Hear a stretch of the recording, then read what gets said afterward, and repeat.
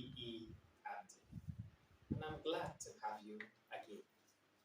In our previous video, we talked about contract, and I did promise to talk about offer, acceptance, intention to create legal relation, and consideration. And today, I shall be attempting to do that. If you have not liked my channel, if you have not shared or subscribed, please try as much as possible to do that and make comments so that I feel encouraged by what I'm doing. Thank you very much. Now, in our previous video, we talked about contract and we said contract is any agreement or promise which the law can enforce. And he told us that any agreement or promise which the law cannot enforce is not a contract.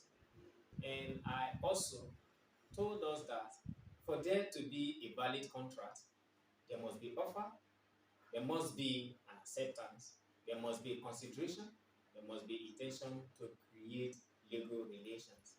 These are the characteristics of what should constitute or what constitutes a valid contract.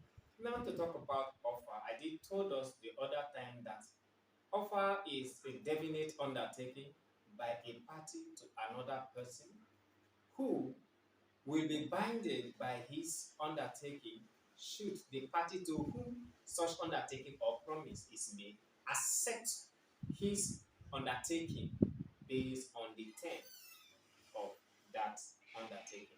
What am I trying to say? What I'm saying is this.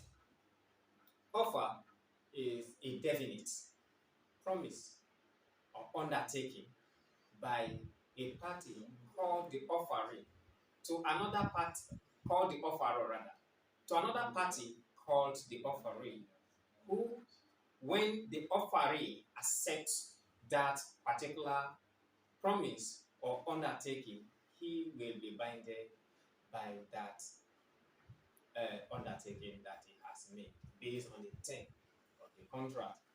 But for you to know what a valid offer is, you must understand that an offer has to be unequivocal.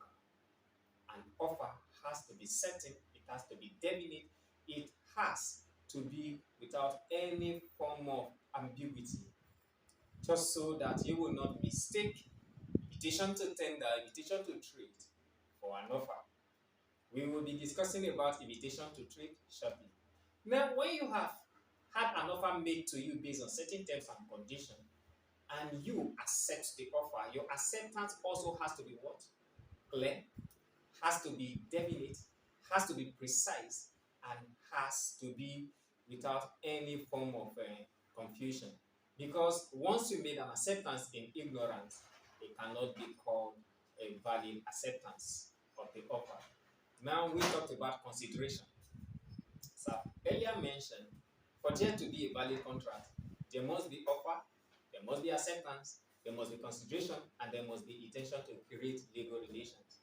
Your consideration is a very pivotal aspect that can compel the court to interpret that yes, you have fulfilled part of the bargain, and as such, there is intention for you to create legal relations. I will be coming to talk more on that. But please like, share, and subscribe to my channel. Wawu Duma. I am EE Abdul Esther.